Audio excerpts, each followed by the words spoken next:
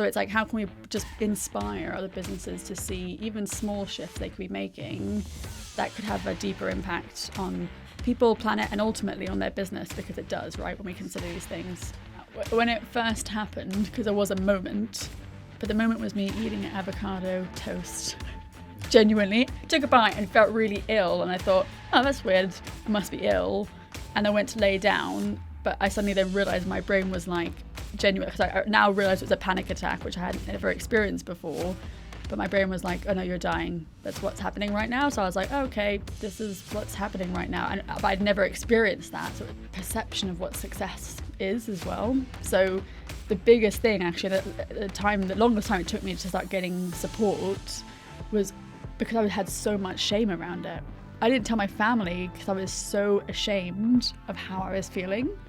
And that was because I was looking out in the world and no one who I was looking up to was going, oh yeah, I get anxious. Do you know what I mean? Or like, I've had depression. And I found that actually the more I've shared this story, the more I connect with people deeply.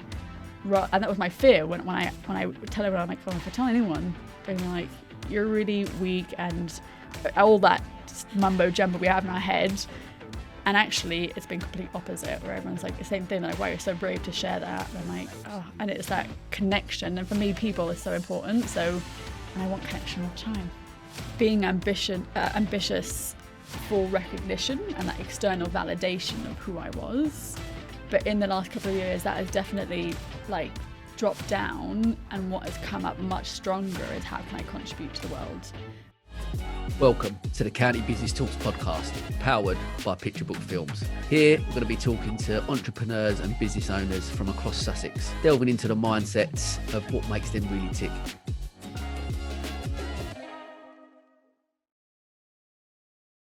Okay, welcome to another episode of the County Business Talks podcast.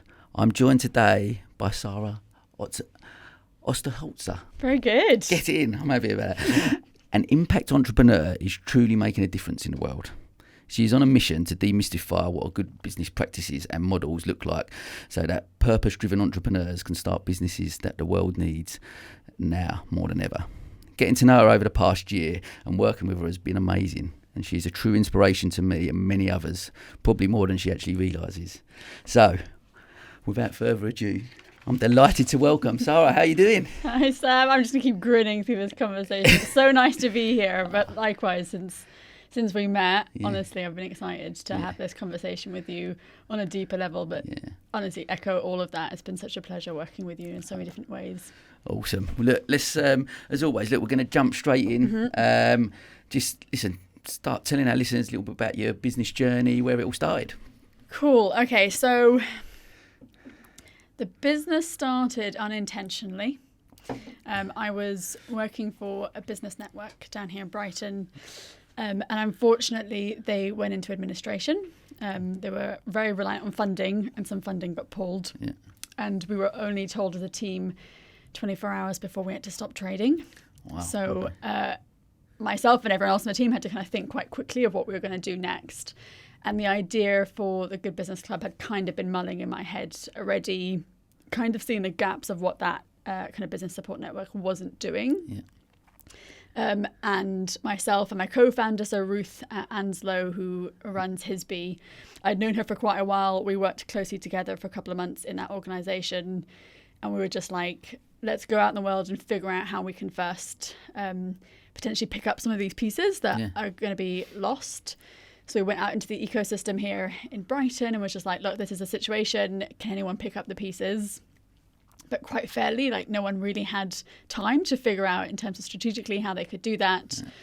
So we just thought, okay, well, let's try something. How would we do it differently now that we had the opportunity to kind of create from a start? And very much had that intention just to put it out in the world and see if it was needed, really. Just checking after 6 months, see how it's going. And we're 3.5 years in. So discovered something was needed that we've created. Amazing.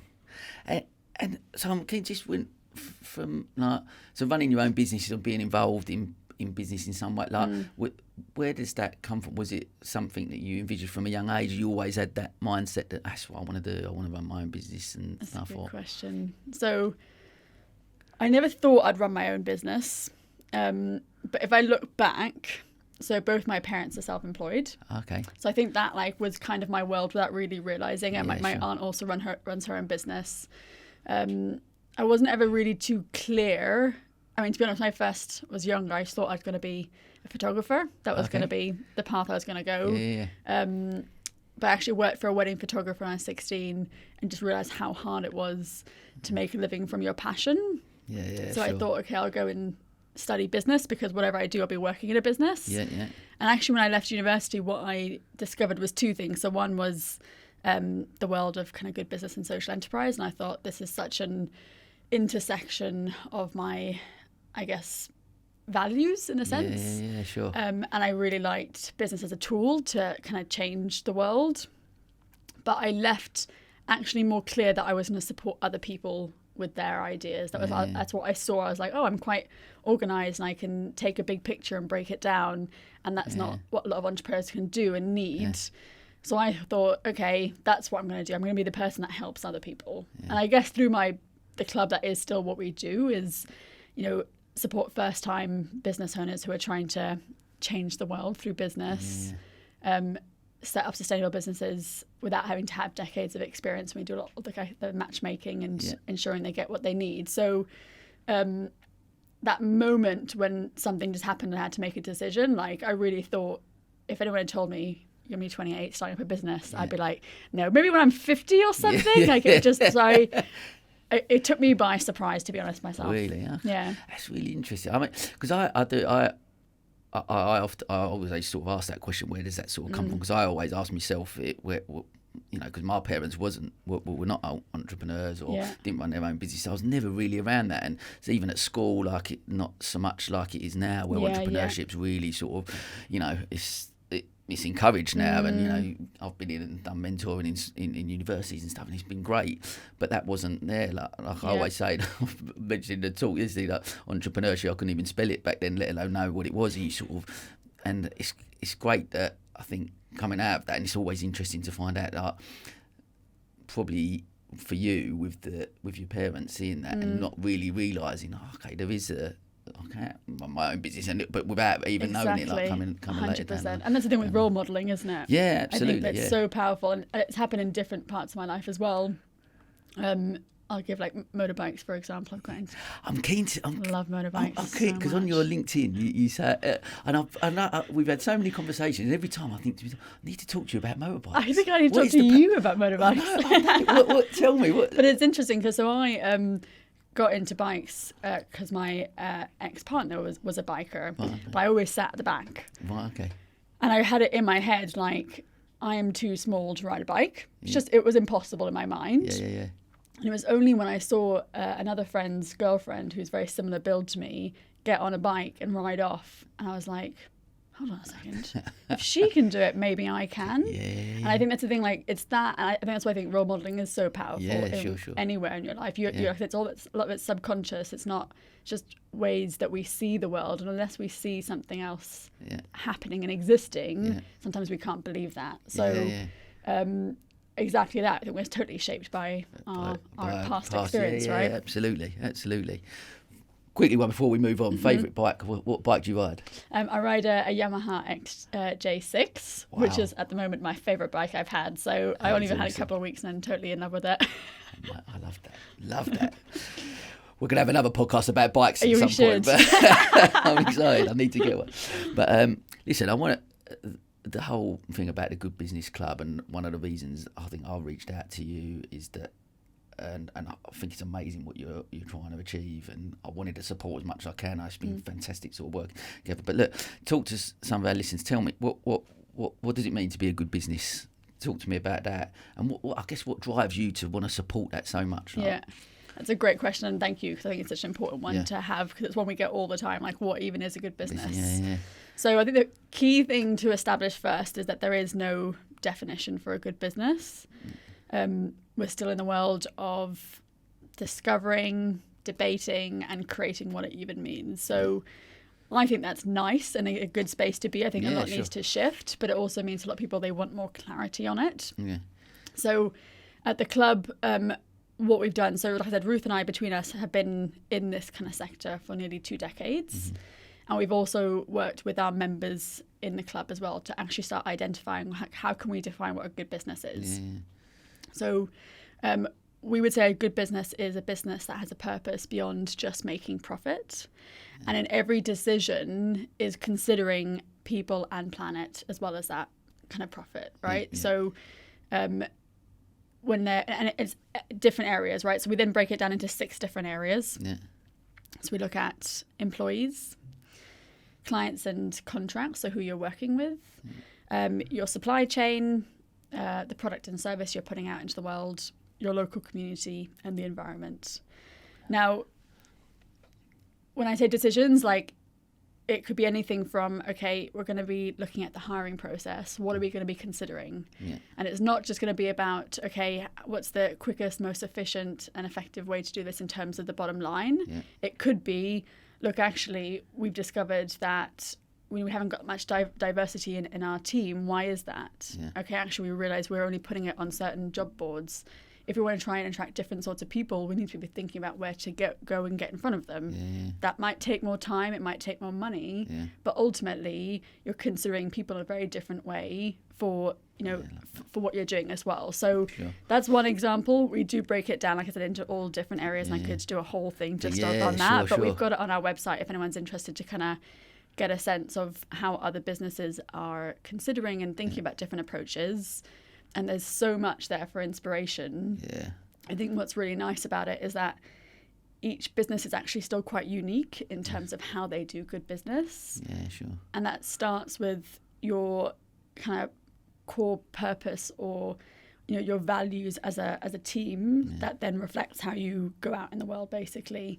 And I think that debunking myths thing, I think the more and more I've got in front of different business owners and just started showcasing different examples, I've just seen these light bulbs kind of go off of it's the same role modeling thing, right? Yeah. You don't know it exists until you see someone else being like, well, actually we do this like this. And you're like, I could do that.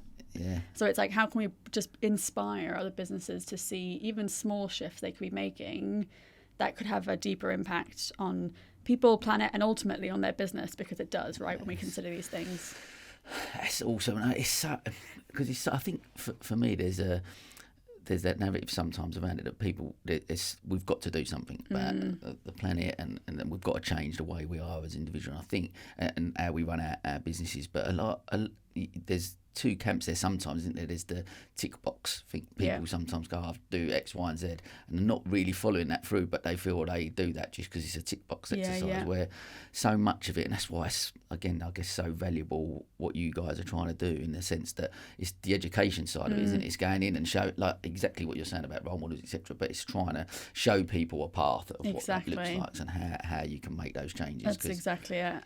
Because I feel like everyone's got it, people are so much more aware of it, and now I think, especially since lockdown, I've seen a little bit of a shift in people's mindsets around the profit making, because look, we was all going through quite a difficult period. For sure. During whatever business you was at. Some obviously did flourish, but generally across the board, every business had to question certain things of what they look like and how we communicate that with other people. But it was certainly, I think, there was, I guess, there's a point you come out of it and go, actually, of course businesses have got to make money to survive. 100%. Of course that is, but there's a deeper meaning, and there's deeper values that and what is that we need to look for. That's and I think, again, organisations like you guys trying to educate people around that is where it, and you also asked part of your question, you asked of, like, I guess the why for me as well, right? So I think it links into this. So I grew up in India. So one of my role models I had was Mahatma Gandhi, who, said, be the change you want to see in the world. And stood for something much more than just himself. And he wasn't telling people what to do. He was just living it, and people followed him, right? And I think when I discovered business, I just saw it as one of the many systems that we live in this world. And too many of them are really outdated and just not fit for purpose anymore. So whether that's education, media and the press, government, and business, right? They've all created at a certain time, have evolved, and we need to look at, actually, this isn't working. What can we do to change it? And I saw that kind of I guess I felt like quite empowering to suddenly be like, any individual can start a business and suddenly you have a tool to have an impact on the world. Yeah. So I've always kind of been like, I'm not going to sit there moaning about what the government should or shouldn't be doing or how this should or shouldn't, happen. Yeah. What am I going to do about it? And that for me is really inspiring for any business to go like, we have power as people to impact the future, and like, let's stop leaving it to other people to get it done. And what's important to you, and I really do believe everyone like finds this stuff really important. It just hasn't been categorized into business. It's just been very separate for a long time of like, you work and you don't enjoy it and you get paid, and then you find time to go and do stuff you love and doing, and it's separate. But now it's like, actually, no, you can bring those two things together. What's important to you in your personal life should be important to you in business, and let's bring that in and go, okay, if giving to charity is important to you, or you're volunteering your time, or there's a cause, what can you do as a business to actually have an impact on that as well? So I think it's just sparking that what I believe is in any individual, which is basically what's behind a business, and starting to shift and redesign what a business could look like. So all of this stuff is having a deeper impact, and stop leaving it to other people to sort out. That's such an amazing, because so many people from wherever it is, whether you want to start a business, whatever you do, but certainly on that type of level, because if we all thought like that, and we all thought like, oh, well, it's no point in me doing that, because what change can I make?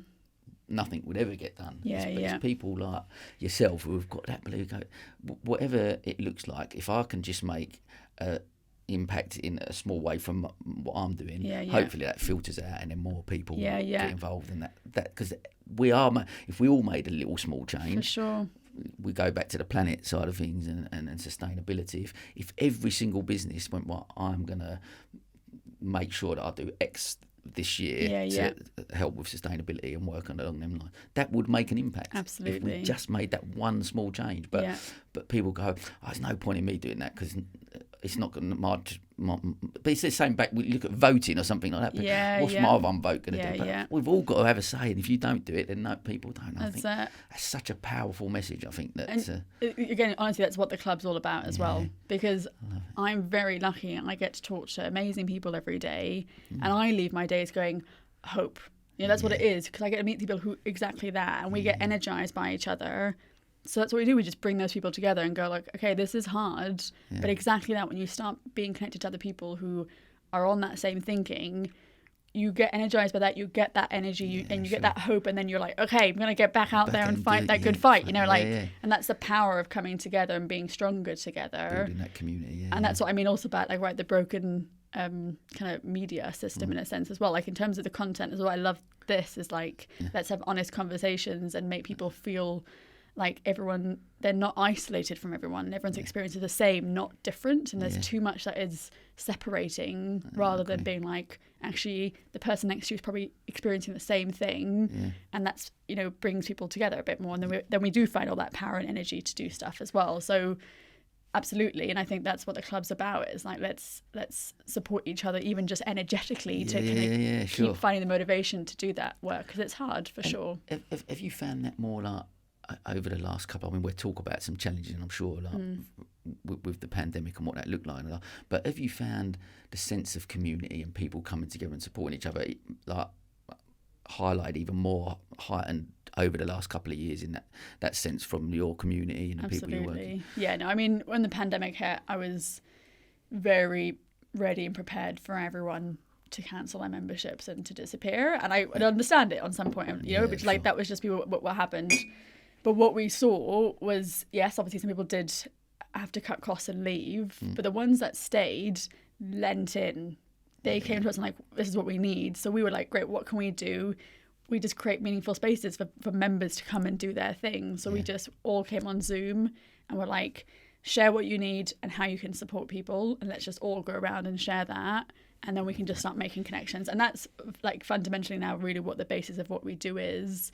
It's just constant spaces for people to share, and having those structures that you can be like, let's have the proper honest conversations, not like, hey, everything's going fine, everything's going really good. It's like, no, actually, this is keeping up at night. This is the thing I'm facing that I've never faced before. I don't know how to get through it.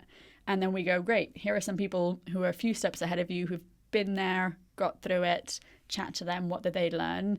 And here's some people who have actually got skill sets in that as well. Like, can they help you skill you up, or just give them the stuff to do and you can focus on what you do better, kind of thing. So having those spaces, and that's it. I think people also, are quite surprised sometimes about the club, because the ethos really is all about contributing and being contributed to. And honestly, majority of our members are more worried that they're not contributing enough than they are taking from it. And brilliant mindset. Honestly, like, again, I think that's where I get my hope from, because I get to be around. I'm like, this exists. It's not just a thought. This is happening, and the more people that come into it and get impacted by that are constantly wanting to give back and contribute to other people, because they're getting the value from it too. And what I take from that as well, just listening to the last couple of answers about what I find really interesting and fascinating is the honesty and authenticity that comes from those honest conversations. Because we've all guilty of it. We live in a world with social media, highlight reels, and what that looks like. And I've been there. I've been at networking events. It's been great. I'm so busy. So look, we obviously don't necessarily want to portray, things are really tough.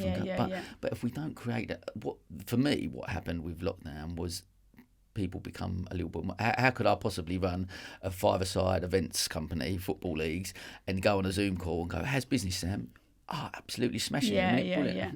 I've got no events, nothing's happening. Exactly. It was so it allowed me to become a little bit more honest and a bit more open about it, and you become that bit more vulnerable. Then what you actually realise is when people are like that, we're all actually winging it a little bit. We're all in the same boat. 100%. and we need that. And by getting that recognition, going, actually, I'm going through that pain point as well. But what you've done brilliantly, and I suppose why our values and why I wanted to work with you so much, because we've got similar thoughts around collaboration, but just around creating spaces for people to be open and honest. And that support network, because we need, because it can be a lonely place. It's 100%. A tough place running a business. And that's and this is the thing. Like I had the same even with the club. I think the first year. I think also my background before starting up the business had been working with early stage businesses. So I was like employee number one, working really closely with founders, taking their ideas and bringing them to life. And then I went into this business support network and was running an accelerator program for a couple of years. So when I set up the club, I was like, my whole career has been supporting other people start up their businesses. I've probably got to get this right, because I put that pressure on myself 100%. But I was like, I've got to get this right. So everything I was putting out was like, this has got to be successful. And I remembered someone had suggested, maybe my co-founder, of like, we can get an advisory board, bring some more people in to tap into their mind, experience, I guess. Sure. But I was terrified if I let anyone else in, they'd figure out I have no idea what I'm doing. So I was like, can't have that. Otherwise they're going to be like, Sara, you have no idea what you're doing. You're going to pack this up. This is not working. But when I realized actually that was the fear, it was like I was worried about looking good. Ultimately. And then I was looking into the future I was trying to create, and I'm like, I as an individual cannot do that on my own. It's impossible. So I'm going to have to let people in at some point. And when I went out and found my advisors, people who I looked up to, who are running good businesses really successfully, and specifically different skill sets that I knew I didn't have strength in, when I had those conversations with them, I realized it wasn't exactly that. They didn't have the answers. They were soundboarding thoughts and different things, and just a space for me to get out of my own head and reflect back. And sometimes it was skilling up in certain areas, but they were like, you're doing a great job. But like, I think that's the thing I'm trying to debunk for other people, is like, people who are running successful businesses haven't got it all sorted. That's not what success looks like. Success is, here's a situation, how are you going to think about it, how are you going to deal with it, what actions are you going to take. That's ultimately what running a business is. Yes, plan, and there's a lot of different skill sets that help you do it better. But we, like anyone who's successful, I think the more you then meet people who are having those conversations, is exactly that. You become relatable, and then you can let go of that pressure and just go, this is pretty good fun. Let's just have fun trying to start up a business and have these conversations. And when challenges come up and you have to cry on the phone to someone, do that. And then pick yourself up, learn from other people. What have they, what can they teach you? great, and then move it forward and just contribute that back to other people as well.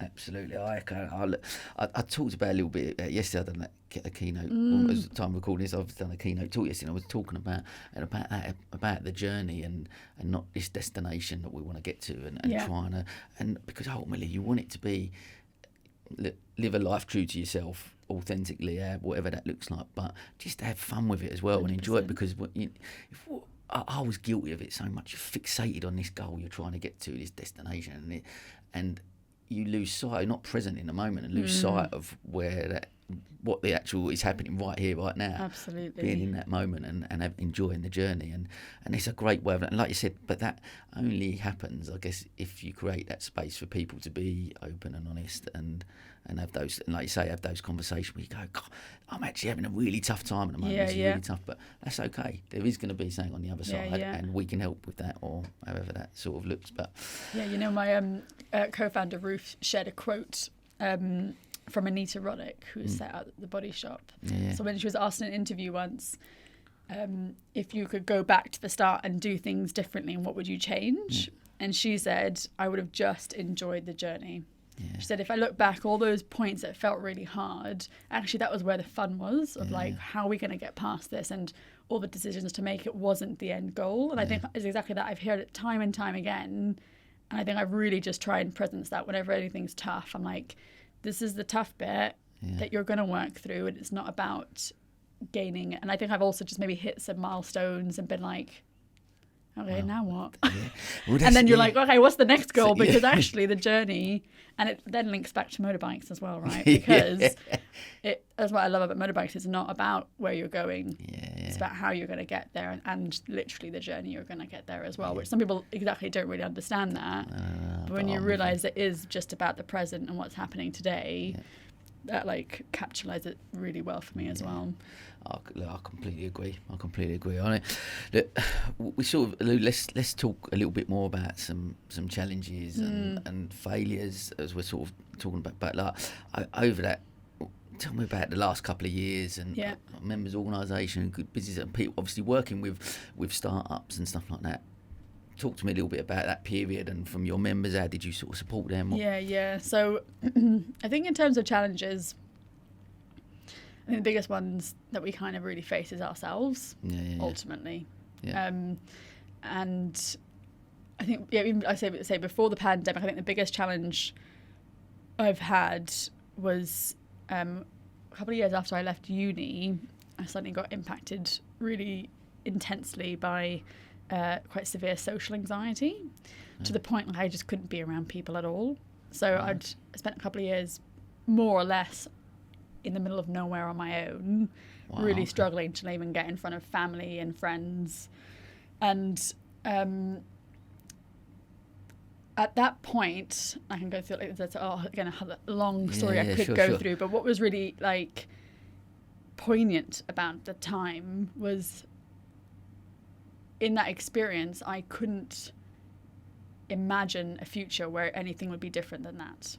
So I had been different before, impacted by this, and I was like, there's no way I'm ever going to be able to have my dream job, do all the things I want to do, because that all requires me being around people. And then going back to role modeling, actually. So I then ended up reaching out to the company. I was working remotely at the time, which was really fortunate. But it got to the point, the company I was working with were in London. I was down kind of near Tunbridge Wells. And I'd made enough excuses of basically not going to London. It got to the point I was like, I'm going to have to tell them, because I'm pretty sure I'm going to lose my job otherwise. And then I have to try to find a job where I have to get in front of other people. So I was like, I need to have a conversation with them. So I chatted to them, and again, super powerful conversation, probably the only fourth kind of people I'd ever told about it. So understanding, obviously, so generous, supportive, totally got it. They're like, what can we do for you? Like, don't worry about coming to London, all that stuff. But also one of the members of the team then reached out to me and was like, I totally get where you are. I've actually been there before. And she was talking to me about it. And I was like, everything you're saying is absolutely what I'm experiencing, feeling, thinking. But at the same time, she was on a phone, like on a Zoom call, calling me from Portugal while she was traveling around the whole world as like a freelance copywriter. And I was like, this doesn't make sense. You totally get it, and you where I am. but I feel like I can't do anything, and yet you're out living life. Yeah. And it was that same moment of like, if she can do it, there must be something different here, right? Yeah, So sure. I put in a lot of hard work, worked with a therapist after finding, having to dabble and find the right one. Yeah, sure. Set some goals for myself, and I was just like, I don't want to live this life. I want to live the life I want to live, and if this is going to help me, like, how can I get there? So, like, I mean, goals that probably are really small to other people, like getting on the train for the first time without having a panic attack. Wow. You know, getting back into an office and working with other people and not running away every day, to getting in front of like 30 entrepreneurs, I mean, to run a whole course. It wasn't like I had to just be in a room with people and not leave. It was, you can't leave because they're all there to listen to you. You've got to be there and hold the space for people. Wow. To then, getting in front of 150 people when we launched GBC as well. So what that honestly has taught me, and this, I guess, really helped me believe, is that we can do whatever we want. Yeah. We don't do it because of our ideas, our thoughts, what's in our mindset, what gets in the way. Yeah. I think it's got to the point now, even when I start feeling like in my stomach, like, oh, I go, I probably should do this then, shouldn't I? Because I really just try not to let that get in the way anymore, because I really at some point thought that was going to be the rest of my life, and that was terrifying for me. Do you know what I mean? So even going into the pandemic, it was like, hey, this is a situation. What are we going to do about it as well? And like, we can create what we need. We were very fortunate because it was only our second year. We'd been very lean anyway to start off with. Yeah, sure. So we did have a plan that included in-person events all the time. So that had to kind of get chucked out the window. But like I said, we also then just lent in really to the community and were like, what do you need? And like I said, they came back and like, we need to find other people who can help with these stuff. So we just focused fully on that. And that's the thing, like I said, in the community, there's such a wealth of experience and expertise.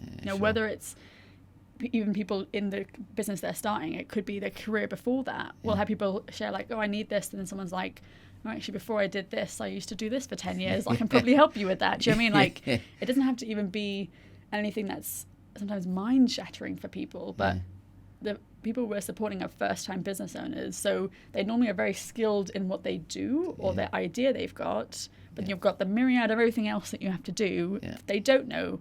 And anyone who can offer a little bit, even if a few rungs ahead of them, is going to be more valuable than what they have at the moment. So just making those connections was actually, that's why we do that so as our key thing now, because we realize that's what we have the strength in, is identifying what people need and helping them get what they need as well. It's amazing. Thanks so much for sharing that as well, obviously, with yourself. I mean, what a journey. And to go from, like you say, not being able to be around people at all to running an event with 150 people, just on a personal level, from a mindset shift. What an amazing journey, and being able to do that for yourself. And I'm just, I won't obviously lean on that too much, but just, was there something that happened, an event that happened that caused for that for you to be like that, or like to go into that space? So two things on that. When it first happened, because there was a moment, but the moment was me eating an avocado toast. Genuinely, I took a bite and felt really ill, and I thought, oh, that's weird, I must be ill. And I went to lay down, but I suddenly then realised my brain was like genuine, because I now realise it was a panic attack, which I hadn't ever experienced before. But my brain was like, oh no, you're dying. That's what's happening right now. So I was like, oh, okay, this is what's happening right now. But I'd never experienced that. So it was like, and it took a while before I went to a doctor to be like, because I was terrified of even Googling it. Because I was like, I don't want Google to tell me I'm dying. I really know that. I don't want to know it. Like, it was just a very weird state to be in, to be honest. But when I went and talked to a doctor and started really understanding it, and to be honest, the therapist, I went to do CBT, what really helped was just understanding the science behind it. So, discovering what the fight or flight response is, understanding that you feel sick because you're trying to throw up so you can run away quickly, or you get tense because you're getting ready to punch someone. Like, that gave me such relief, just understanding what was happening in my body. And then also like going into the world of like mindfulness and just breathing, like, God, the power of breath. I remember when I really discovered that from just like practicing it. and realizing by breathing, you're telling your body everything's okay because you're calming things, and that tells your brain, oh, everything's okay, and then you stop panicking. Do you know what I mean? Like, it's all of that was a huge discovery. So do you practice mindfulness regularly? Absolutely, yeah. I mentioned I went to school in India. Yeah. Where actually, as kids, used to meditate every morning and evening. Wow. Okay. Which as kids I didn't really understand. They'd be sitting there being like, get rid of all your stresses. And my stresses as a 7-year-old was like, when's dinner? Like, or like, I hope we can get out of class earlier. Do you know what I mean? Like, it's like that. But at that time when they suggested, like, they're like, oh, have you done yoga or meditation? I was like, actually, yeah, I have. Yeah. So I think I was kind of prepared to take that on. Amazing. To kind of bring, and now, yeah, everything like it's kind of revolved around that. Even like I still get nerves and stuff when I do things, but exactly that, I've got the tools now to be able to kind of manage it as well. I think it's such an amazing journey. In fact, like I say, thanks for sharing. I just think how many people listening probably in that frame of mind, maybe not to that extreme, but whatever it looks like, it's coming 100%. Up to something that where you feel that we get them nerves, but knowing that that's, like you said, having those tools to deal with it, and go, that's probably something I've actually got to do. I'll come out of my comfort zone, and then because we push ourselves, because I'm so passionate, like life I do see as an opportunity, and there's so many opportunities out there. And if you have that mindset of a growth mindset, I guess in the way that you know what, I want to try them things, and it's then back to again you talk about the fear of failure, and if you can navigate that and go, well, actually it's okay to fail if it doesn't work out as a mistake. It's okay, I'm okay with that, and it kind of, I think, also links to our perception of what success is as well. So the biggest thing, actually, the longest time it took me to start getting support was because I had so much shame around it. I didn't tell my family because I was so ashamed of how I was feeling. And that was because I was looking out in the world and no one who I was looking up to was going, oh yeah, I get anxious. Do you know what I mean? Or like, I've had depression. And I remember also naively when I said, mentioning it to a few close friends, all I ever got back from people was, oh yeah, I've experienced that, or I've experienced something along those lines. And then I was like, wow, why are we not talking about this? And that's why for me, I do talk about it openly. And it's taken me a long time to get to that point, to be comfortable enough to do that. But I think it's important for us to be putting those messages out there of success in every single way. And it goes back down to running the business. Like, the more we can be honest about it, other people who are around us are going, oh, okay, I'm not going to shy away because I think I should know this, or people expect this from me, or everyone else has got it sorted and I haven't. And I found that actually the more I've shared this story, the more I connect with people deeply. And that was my fear when I tell everyone, I'm like, oh, if I tell anyone, they're going to be like, you're really weak, and all that mumbo jumbo we have in our head. And actually, it's been complete opposite, where everyone's like the same thing. They're like, wow, you're so brave to share that. And I'm like, absolutely. Oh, and it's that connection. And for me, people is so important. So, and I want connection all the time. I honestly think it's amazing to hear that. And I think that is the narrative that I think hopefully listeners and people, you know, that's what needs to be out in the world. That's the narrative. We need to show people being a bit more vulnerable, being able to be as brave as you are, and say, look, and it's okay to be in that frame of mind. But like you said, back to role models, as you sort of mentioned, look at you as a role model and go, you know what, I'm feeling like this, but you know what, I can get out of it. Look what can be achieved, and that's amazing. So, well, awesome. I mean, look, we mentioned there, which is nice to lead us on. You mentioned obviously about success. Tell me a little bit about then. I run a business over the course of it, and some career highlights maybe, or define what does success look like to you. I mean, like I said, I think there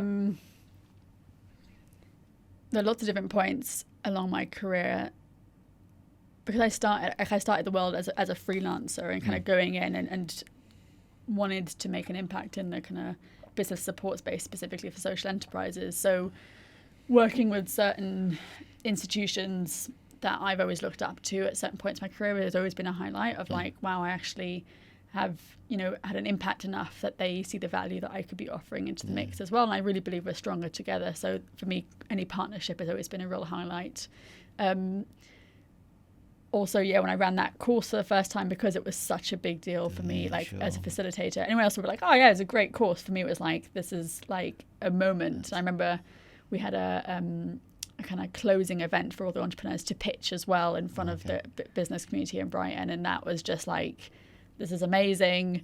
For me also, I mean, the first year of GBC, and we had that launch, and we had an event at the end of the year as well, and just the amount of people that came, and really, there's something very nice when you think there's something needed and you test it out and you come back and you're like, oh, okay, I've got something right here. Do you know what I mean? Validation. Exactly. That's really satisfying.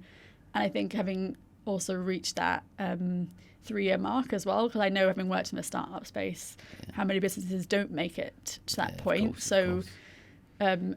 That was for me like a kind of milestone as well, of like, okay, we're here, we've got, we've survived also a pandemic as well, there's got to be something in this. Absolutely. And then last year, being asked to be entrepreneur in residence at Sussex was amazing, unexpected, and again, so much synergy of what's important to me and what I want to be doing, but like such a huge honour as well. So that's been one of the moments as well.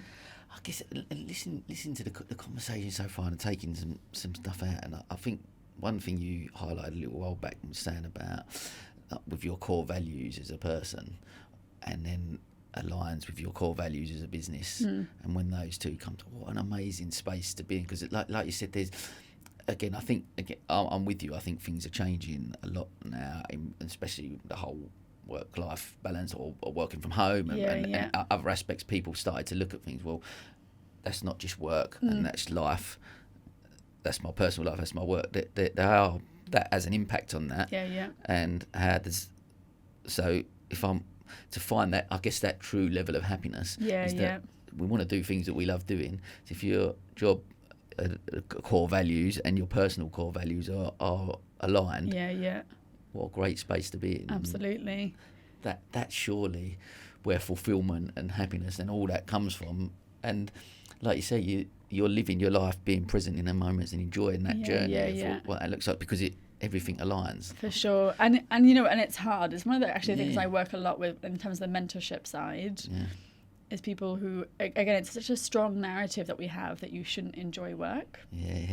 That a lot of people then go, okay, well, I'll do this good stuff, but I'll do it on the side and I'll do it pro bono, and then get a job that I hate to pay. And it's so hard to switch over from that and really accept, no, you can have your dream job and everything that you love, and you can get paid for it, and you should get paid for it, and make sure you do get paid for it. Do you know what I mean? It's all of that we still need to shift a lot of the time. But 100%, I think and also values don't have to even be specifically around, let's say, kind of bigger picture around tackling challenges. For me, contribution, I've discovered, is one of my biggest values. And that's why for me, anytime I can share something and for it to have an impact on someone, that is deeply satisfying for me. And that, if you have say a team and you discover that for different team members, what are their core values, and enable them to have roles where they're doing that can be such a nourishing experience, for the people as well. So I think it's powerful, I think, to have discovered that and go, okay, well, how can I do more of that? And that's why I do a lot of the work with working in universities and all that kind of stuff, because I know I'm just contributing to a community that gives me value too. That's amazing. There's so, you as a person, there's so much that you seem to, looking back at all the roles that you've done, that you just out there to want to help people. There's something in you that, but was you like that when you was younger? Good question. It's so fascinating to you, because everything you align to is when it's the Good Business Club, even going back and supporting with the uni, but all your roles with startups and trying to, how can I help people? What can I do to So it's from your upbringing. Oops. Yeah, that's a good question. Actually, someone else asked me recently, which I hadn't ever thought about. They're like, you're clearly a community builder. Where's that come from? And I was like, have I always been like that? And I mean, the honest answer, I haven't really thought enough about it to figure that out. And maybe I'll go ask my parents, like, have I always been bringing people together? I've also, again, I do it everywhere now, to the point of also motorbikes, right? So I was like, I need to find a biking community. I couldn't find one. I'm going to bring bikers together. Like, everywhere I go, I do bring people together. I don't know if it's something I've connected with more recently, because I've just done a lot of, kind of off the back of all of that kind of therapy and discovery of humans, how we think, our brains, like how we see the world. I've also just like jumped into all of that as well, and just done a lot of reading, kind of courses, like anything I can do to discover more about who we are. And I find it really fascinating. And I think I've shifted quite a lot in terms of the last even 3 years. Yeah, sure. I think before I definitely had more of a streak of being ambitious for recognition and that external validation of who I was. Yeah. But in the last couple of years, that has definitely like dropped down, and what has come up much stronger is how can I contribute to the world. But then having reflected on things like my upbringing, and I saying like, this, be the change you want to see in the world, that has always been there. So I think it's like just some layers have come off, and I'm just maybe expressing that much more fully than I have before, and just shedding some unnecessary layers. And I guess from experiences Absolutely. that you've gone through, and that's where you're able to, because when we're young, we haven't had life experiences enough to be able to share, and I guess find exactly who we are. But there's some, I find it fascinating. There's definitely clearly an underlying thing there, whether it has come from a younger age, but that's developed and enhanced and and come out, and it's amazing. But so I always talk on here, and it's interesting you mentioned about the meditation side of stuff, and I always talk, and something, again, I started a podcast more like therapy for me, because I like to find out if something I really struggle with is work-life balance, and I find it's brilliant talking to you, and I'm trying to because I do love the businesses that I run, and I'm passionate about all those things, and I've got a young family, and I'm trying, how do I navigate that, and trying to align with it. But how do you have a work-life balance? What does that look like? Yeah. Talk to me a little bit about that. That's a great question. I'm really smiling away. I think with work-life balance, I do have one, and it's come from experience as well. So when I first left uni and worked as employee number one, I did not have a work-life balance. And I worked remotely, at home before everyone else did it as well. And as I think we've all experienced, it's very easy to do more work and to separate that line. So I'd get up and have the laptop out. I used to work with a lot of clients like in the States, so time difference wise, I end up working quite late into the evening. And when you're early in your career, you are trying to prove yourself and do more, right? It's all of that kind of energy that you feel like you have to put into it. So I burnt out twice in that 4-year time, I think. And again, if you've experienced burnout, it's a very weird sensation of being super stressed and panicked because you have so much and overwhelmed to do something, but also like no energy and ability to clearly think about how to do it. And that kind of contradiction is so intense. And I can't remember how I got it through the first time, but the second time I had to take a whole week off and just be like really practice trying to switch off the panic. There's so much to do. Yeah, sure. But I think once I'd got through that week, I just really had vowed never to let that happen again, and I think there are signs before you get to that point, and there's also habits you can build and ingrain into your life knowing that you're avoiding that, basically. So I think that helped me be more strict and put those boundaries in place as well. So like I don't work on weekends unless genuinely I have no plans and there's nothing else to do, and I'm like, may as well get some work done, get ahead of it, So, and I also try not to work too long days. Sometimes I do get in a flow, and I'll just go with it. But I'll sometimes swap over things. I like the flexibility of work that I have, so I want to make the most of it. Don't you? I look at just obviously looking at your LinkedIn and obviously getting to know you and stuff like that. But you do spend a lot. You're involved in sitting on boards and various different entities that you're involved in. So you spin a lot of plates. And I look and I go, I'll get stressed and look at the stuff I'm doing. I'm running around and you're doing all this. And I looked at yours and I was like, wow, how do you manage that with all those spinning plates and still, like I say, have that work? And is it, do you have a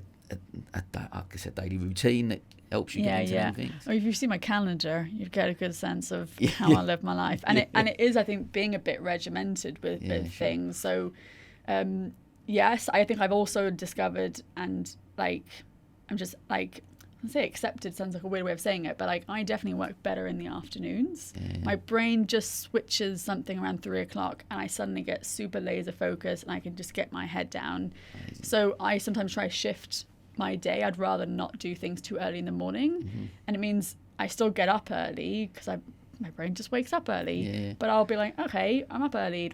Maybe I'll read my book or do some exercise or tidy up the house, whatever it is. I try and use that time to do other things, and then I get my head down and do the work bits, and I just try to balance it as much as I can out in the day itself. And then I just also know that I don't think we need to be working 5 days and 2 days off, but that is the structure most of the world is in. And especially if you're going to be meeting friends and family, you go, okay, great, we're going to just work with that. But sometimes if it's a really nice day on a Monday and I've got no meetings, and if it's raining on Saturday, I'll just swap them over and go, I'm going to go out my bike on Monday and just do that. And I know on Saturday. So I think but I also know that's also how my brain works. I'm very structured and organized, like I said earlier. So I think I kind of, from experience and also using a few tools, have managed that. And I try and just, put in my calendar what's realistic. And just do what you say you're going to do every day. Because otherwise it piles up sometimes, right? If you're not being realistic, you're putting too much on yourself. Then each day already starts off feeling like there's too much to do. And you never get that satisfaction of, oh yeah, I've done this week and I've done a great job of it and I can, have some time off and that's, I think it's taken time, to be very honest with you. It's just practicing all those things. It's a learning curve, isn't it? Like I say, we went away recently a couple of weeks ago, and I did it for the first time. I did feel like I'm still not at that stage where I can go. I still took the laptop, logged on a couple of times through the week, but a lot less than I have done in the past. Before we'd go and everyone's in bed, or I'm not a big sleeper, so I'm always up early. Probably go to bed late as well, so something I'm looking at working on. But I would get a couple of hours done when everyone's in bed or whatever, so it doesn't impact the family and holiday, etc. But I still felt I had to get stuff done. But where's this time? And I suppose it helps. I'm getting a bit bigger team around us and people you can rely on, and trying to let go of that. And a learning thing. But it's I do find it hard. Like I'm keen to meditation. Like you said, it's something I've never practiced and never done, but find it fascinating. And it's really hard. I just think I'll sit there and if I've ever tried it, and my brain just it's not. That's not. And again, it's practice genuinely. Sure. Like with anything, and I find a lot of the meditation I do, I have to listen to them saying something, because exactly that, you leave me not thinking, my brain's just like so I have to they're guided. It makes more sense. I can at least be focused on what they're saying in that present moment. But the other thing I would say on this as well is I think it comes back to also what success looks like. And we're and it's still super common, right? People, and I think you're right also with LinkedIn, because that's only I don't know, what, 1% of actually my life. Do you know what I mean? So we have all the perception we have of people is, oh, they're out doing stuff all the time or whatever it is, right? Or there's all this stuff. And I think also there's still such a focus on you've got to work hard, otherwise you're not committed. And working hard as a business owner looks like sacrificing your time, all of this stuff that we're like, oh no, don't want to do it. But there's, I think, a part of us that's like, oh, well, this is how it's meant to be done. And if I'm not doing it that way, I'm not doing a good job. I've actually explored this topic a lot the last couple of months with good business owners, specifically about growth, actually, of this need for growth, and it's everywhere, right? Even in our economy, just gotta keep going up, up, up, up, up. Why? Actually, why? Why do we have to put so much in so quickly? Why do we have to and as certain businesses, that is their model, and that's what they want to do. But for me, I think also choosing to be in this world of being a business owner rather than having a 9-to-5 is the benefits around that, which is flexibility. It is being able to do what you want today and not having to maybe give so much. And I think trying to accept that, and again, that's a daily habit really of, okay, that is enough for today. And sometimes even when I do take time off, I'll be a bit like, oh, maybe I should. But if I'm hopefully doing something that's distracting enough, I'll sometimes forget about it and then be like, oh, this is really nice. And then come back and be like, oh, now I got to do stuff. And it's just balancing that, I think, but also just figuring out how we can change that narrative that you can be super committed and even work 4 hours a day. Do you know what I mean? Like, it doesn't have to be the more you put in, the better job you're doing. Listen, I really echo that. And I tell you what I think is better. Personally, I still think, because the reason that there's such a mindset around that is because the narrative is still that success is based on finance. Exactly. And the growth, and like you said, all these words that come to mind. You're a successful business if you've got there, where I'm not.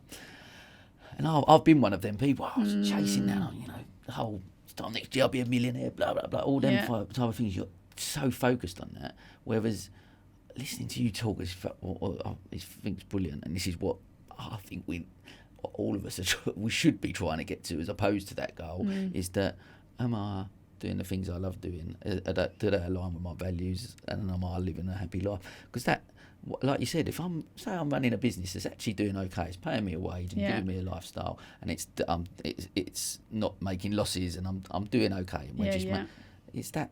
Why has it got to grow? And I've got to make that, because that's giving me a great life. I love running that business. It's going okay. It's such getting that clarity from people and being able to. But it does come down to the society changing the narrative around that. That's it. And I read the founder of Patagonia's book recently, Yvonne, and I can't remember what his last name is, but there's a part around growth that for me is like the first time I've really found something I was like, oh, this is interesting. So he says there's a difference between growing fatter and growing stronger. And I thought, oh, that's good, because there is something like, as a business, you want to get to a certain point to be able to do something, and you do need more resources sometimes to do all things, but it's like, where is that point that you're like, there, okay, we got it. And that's what we're getting to, and it's I'm not going to say it's going to be working all the time, but you're not just growing, because growth, like expansion, is the only way of doing it. Why can't you grow deeper, stronger, have a deeper impact, all of those kind of things as well? And 100%, again, with what we're doing, I'm always like, at contrast with those narratives as well, because as a social enterprise as well, our growth looks very different to a lot of early stage businesses. We can't get investment in the same way because we don't have to grow in that way. But then we have got the challenges of trying to get sustainable in it very much more quicker than a lot of businesses who get investment and can wait to make that kind of break even much further down the line. Do you know what I mean? So there's a lot of different narratives around it, and it's, I think, just getting clearer. And that's what I'm kind of thinking at the moment, of like trying to get clear of what growth, in a sense, looks like for GBC, so I can get clear on it and not get distracted by all what other success measures are out there for me. Love that. Look, we're coming towards the end. We're going to come up to the last couple of questions. Just tell me, what does the future hold for you? How far in the future, Sam? Tell me, next 5, 10, 20 years, where do we go? Next 5 years, what's your have you got a 5-year plan? I wouldn't say I have a 5-year plan written out, but in the next couple of years, the biggest shift that we're working on at the moment is around partnership and sponsorship with other organisations to, again, do things we aren't able to do at the moment and have a deeper impact locally in different areas around the UK. So we're doing at the moment, we've kind of got hubs now, members across the UK in Brighton, London, Bristol, Leeds and Edinburgh are the ones that are kind of bubbling up. Amazing. So we're looking at working with organisations to pay it forward and see how we can have a deeper impact for them as an organisation around their kind of values and goals, and also support more good businesses in their city and have a deeper social and environmental as well as economic impact there. So that's, I think, the next 2 years will be very much around that, which will also enable us to grow the team a bit more. So capacity building is really important for us. So we can realise some of lots of Sara's exciting visions that she's holding back on at the moment. Oh, so much to do. So that for me, I'd say 3-year plan is getting that going and understanding what that could look like. And for me, that then just looks like a lot of activity happening across the UK. We're very member-led in terms of activity. So we just want to bring members together in lots of different ways and then have platforms to share what they're doing out into the world in lots of different myriads as well. So like the partnership we have with you is the first of lots of different things we want to do in partnership with other organisations across the UK as well. So I just see like a lot of clarity, hope, all of that kind of energy just spreading across the UK. And then who knows, global domination, maybe let's aim for 10 years. I love it. And I'm sure you will as well, because it's amazing. Oh, fantastic. Well, look, we're wrapping up with a couple of, obviously we do always do a couple of quick fire questions. So with that, the first one, what one piece of advice would you give to your 18-year-old self? That's such a good question. And you know what is interesting is, you know when you read a book and you don't take something in because it's just completely not relevant or there's no context to it, and then you pick it up a couple of years later and you're like, that was so useful, like how did I not know that? I feel like if anything, a lot of things I tell my 18-year-old self, it just wouldn't make sense. One thing I guess I would be start saving, even if it's a little bit. But I'm pretty sure a lot of people were telling me that at 18 and I took no notice of it at all. Same. But 30-year-old Sara would really appreciate it. Brilliant answer. I love that.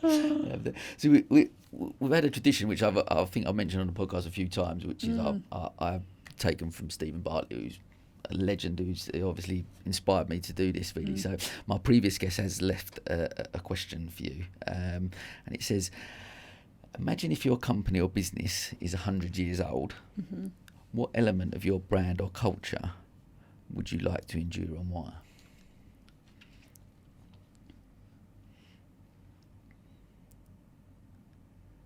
Yeah, I think like unsurprisingly contribution is just going to be ingrained in there. Like it is, like I said, what I live and breathe. There's no getting away from it really. But I think that is really the ethos of why the club works. Do you know what I mean? It's a space that's very different because it's all about contributing and being contributed to as well, and that kind of idea of what collaboration and partnership and knowledge sharing, all of that comes with it as well. So I think for me in 100 years time, if that was still there, I'd be happy.